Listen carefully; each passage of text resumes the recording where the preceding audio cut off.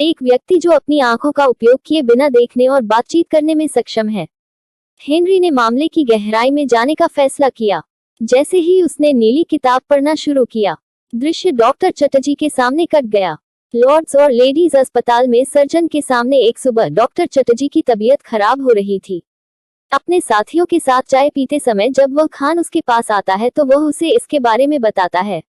इस अनोखी क्षमता पर पहले तो डॉक्टरों को विश्वास नहीं हुआ और उन्होंने मान लिया कि वह सिर्फ उनका कीमती समय बर्बाद करने के लिए आया है। लेकिन जब आदमी जोर देता है तो वे आंखें बंद करके उसकी उंगलियों की संख्या का अनुमान लगाकर एक त्वरित परीक्षण करते हैं, जिससे वे आश्चर्यचकित रह जाते हैं। उसके पिता ने अनुमान लगाया कि उसके उत्तर सही और सहजता से हैं।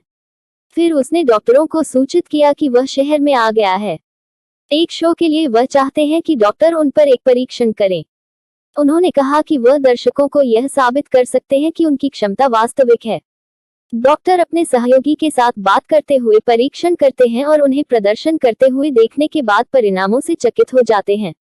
उनकी सकस एक में महान उपलब्धि डॉक्टर चटर्जी ने उनका साक्षात्कार लेने का फैसला किया। वह वास्तव में इसे एक दस्तावेज के रूप में दर्ज करना चाहते हैं। बैक खुशी से इसके लिए सहमत हो जाता है क्योंकि वह प्रसिद्ध होना चाहता है। वह एक योगी के साथ मुलाकात के बारे में बात करके शुरुआत करता है, जो ध्यान करते समय अपने शरीर को ऊपर उठाने में असमर्थ था। वह आपका औसत भालू नहीं था। एक दिन जिज्ञासु पिता एक शाखा पर सिर रख देता था, एक पेड़ पर, और पिताजी में अलौकिक कृत्य को देखकर योगी को प्रदर्शन करते देखा अपने आवेगों को रोक नहीं सका, इसलिए वह कौशल सीखने की उम्मीद में योगी के पास दौड़कर गया। हालांकि योगी को उसकी गोपनीयता का उल्लंघन करने के लिए उस पर गुस्सा आ गया। उसने उस पर एक ईंट फेंक दी, जिससे उसके पिता को बुरा लगा, जिसके तुरंत बाद उसके पैर में चोट लग गई। उनके कर्म इसलिए उन्होंने उन्हें अपनी ध्यान विधि सिखाई। योगी के अनुसार अरबों में से कोई एक ही ऐसा कर पाता है। ऐसा करना, इस तकनीक में महारत हासिल करना लगभग असंभव लग रहा था, लेकिन उन्हें विश्वास था कि वह इसे अगले दिन से शुरू कर सकते हैं। उन्होंने वर्षों की तपस्या के बाद एक मोमबत्ती के सामने बैठकर और केवल उसकी लौ को घूरते हुए अपना गहन ध्यान प्रशिक्षण शुरू किया। अत्यधिक प्रगति की और एक बिंदु पर उसे एहसास हुआ कि वह पढ़ सकता है। अपनी आंखें बंद करके उन्होंने इस कौशल का उपयोग अपने आसपास के लोगों को आश्चर्यचकित करने के लिए किया। डॉक्टर चटर्जी इन सभी खुलासों से हैरान हैं और इस मामले में और गहराई तक जाना चाहते हैं, लेकिन दुर्भाग्य से इन सभी विवरणों को पढ़ने के बाद आगे का अध्ययन करने से पहले ही रातों रात उनका निधन हो गया। नीले हिरन से हेनरी खुद को इस मामले की ओर आकर्षित पाता है जैसा कि उसने बनाया था। उनका मानना कि यह कौशल जीवन परिवर्तक हो सकता है। इस बिंदु से उन्होंने अपना ध्यान मोमबत्ती की लौ को आंखों के स्तर पर घूरकर शुरू किया। ठीक उसी तरह जैसे 3 साल और 3 महीने के समर्पित अभ्यास के बाद हेनरी गेम्स में पीठ के माध्यम से देखने की क्षमता समाप्त हो गई। एक दिन में 5 सेकंड के भीतर ताश के पत्तों का मूल्यांकन करें और उनका अंकित मूल्य पढ़ें। वह अपनी नई क्षमता का परीक्षण करने के लिए एक कैसीनो में जाता है, जिससे वह हर एक कार्ड की भविष्यवाणी करने में सक्षम होता है और दिन के अंत तक 30,000 पाउंड कमाने में कामयाब होता है, जिससे वह सबसे तेज व्यक्ति बन जाता है। एक दिन में इतनी बड़ी रकम कमाने वाला वह दुनिया का सबसे अमीर व्यक्ति हो सकता है, जो अपनी इच्छानुसार कुछ भी कर सकता है। लेकिन दिन बीतते गए, उसका उत्साह धीरे धीरे कम होता गया क्योंकि उसके जीवन में अब कोई रोमांचक रहस्य या चुनौती नहीं रही। हर बार जब वह शर्त लगाता है तो उसे यकीन होता है कि वह जीतेगा।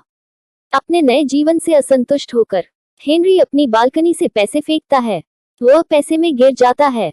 लंदन की सड़कों पर दंगा भड़क रहा है। जल्द ही एक पुलिस अधिकारी हेनरी के दरवाजे पर आता है और दरें दिखाता है।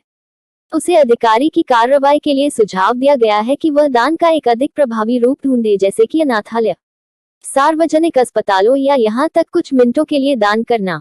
यह सुनकर हेनरी एक शानदार योजना के साथ आता है। वह दुनिया भर में यात्रा करने और बहुत कुछ जमा करने का फैसला करता है। कसिनो से प्राप्त धन की अपनी क्षमता के साथ इस धन से वह एक स्थापित करने का इरादा रखता है। सफल अस्पतालों और अनाथालयों में काम करने के 20 साल बाद हेनरी की 63 वर्ष की आयु में फुफ्फुसीय अंतःशल्यता के कारण मृत्यु हो गई।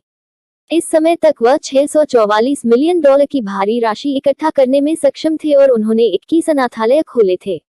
साथ ही उनकी मौत के तुरंत बाद अस्पतालों को बुलाया गया।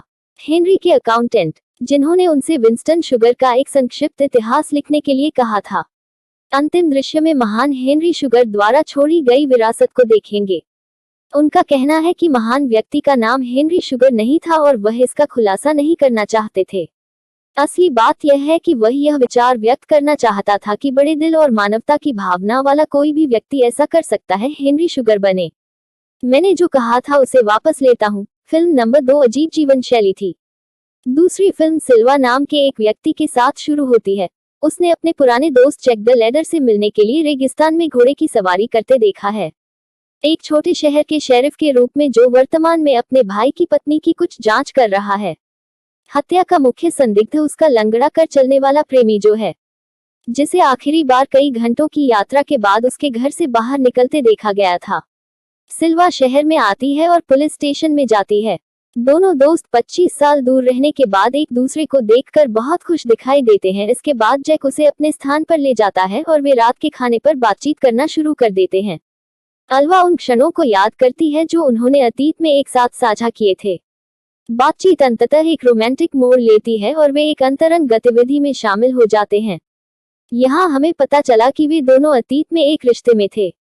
अगली सुबह सिल्वर जागता है और पाता है जैसे ही वह स्नान कर रहा है, उसका साथी तौलिया जैक के साथ उसकी मदद करने के लिए जाता है और उनसे वास्तविक कारण पूछता है कि उसने ऐसा क्यों कहा। यहाँ जवाब में सिल्वा ने स्वीकार किया कि वह उसे देखना चाहता था और उसके साथ रहना चाहता था। उसने आगे सुझाव दिया कि वे डेट पर जाएं, लेकिन शेरिफ ने यह कहते हुए मना कर दिया कि उसके पास हल करने के लिए एक महत्वपूर्ण मामला है। जब सिल्वा ने इसके विवरण के बारे में पूछताछ की तो जैक ने उसकी मौत के बारे में खुलासा किया। उसके भाई की पत्नी को लगता है कि हत्यारा वही है जो कोई और नहीं बल्कि वही है जो उसे भुगतना पड़ता है।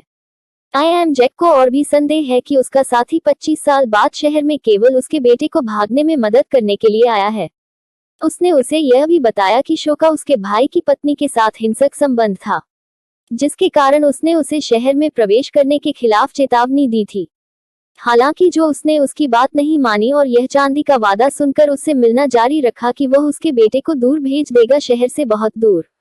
हालांकि शेरिफ उस पर विश्वास नहीं करता है और अपने फैसले पर दृढ़ रहता है और सिल्वरथान का दावा करता है कि जैक के पास कभी दिल नहीं था और वह केवल शारीरिक संतुष्टि के लिए उसके साथ सोया था। इससे शेरिफ क्रोधित हो जाता है और वह उसे बंदूक की नोक पर पकड़ लेता है, यह मान करते हुए कि वह बाद में सिल्वर अपने घोड़े पर सवार होकर शहर से दूर चला जाए। जबकि जैक गुप्त रूप से उसे बताता है कि रात होते ही रेगिस्तान के बीच में शिविर और अलग से अपनी जवानी के दिन और दोपहर को याद किया जाता है। उस दौरान वे दोनों 3 हॉट लड़कियों के साथ एक वाइन फार्म में थे।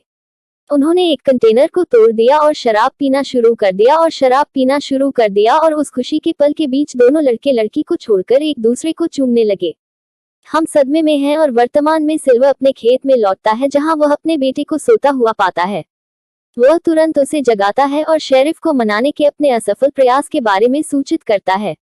यहाँ तक केवल कुछ पैसे भी देता है और उसे मेक्सिको की सीमा पार करने से मना करता है। उसे यहाँ फिर से लौटने से रोकता है, लेकिन जैसे ही लड़का जाने के लिए तैयार होता है, जैक आता है और उसे बंदूक से पकड़ लेता है।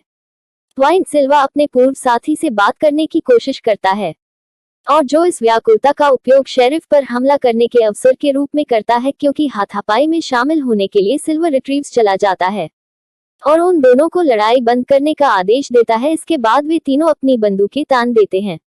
एक दूसरे के बीच गतिरोध पैदा हो रहा है और इस बढ़ते तनाव के बीच वे मेक्सिको में भी नहीं हैं। अपने लड़के से घोड़ा लेने और वहां से चले जाने का आग्रह करता है। शेरिफ, जो संदिग्ध को भागने देने के लिए तैयार नहीं है, गोली चलाने की तैयारी करता है। हालांकि सिल्वा पहले उस पर गोली चलाता है, जिससे उसका बेटा चांदी से बच जाता है। फिर घायल जैक को अपने खेत में खींच लेता है और उसके घाव की देखभाल करना शुरू कर देता है। शेरिफ का कहना है कि उसे हत्या के प्रयास के लिए सिल्वा को गिरफ्तार किया जाएगा, लेकिन सीडी का कहना है कि वह उसकी है। जैक की चोट की देखभाल अगले दिन उस उद्देश्य को उजागर कर देगी। जब वे बातचीत करते हैं तो सिल्वा एक प्रश्न पर विचार करता है। जैक ने एक बार उससे पूछा था कि दोनों व्यक्ति एक साथ मिलकर क्या कर सकते हैं।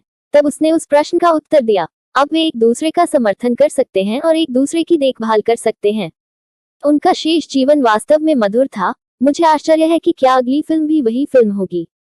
नंबर 3, इस तरह आप मरते हैं नहीं नहीं नहीं सूट। तीसरी फिल्म की शुरुआत में हम एक युवा महिला को सड़कों पर जॉगिंग करते हुए देखते हैं। इस दौरान उसे एक अजीबोगरीब मौत की मशीन मिलती है, जो किसी की पूरी उंगली डालने पर उसकी मौत की भविष्यवाणी कर देगी।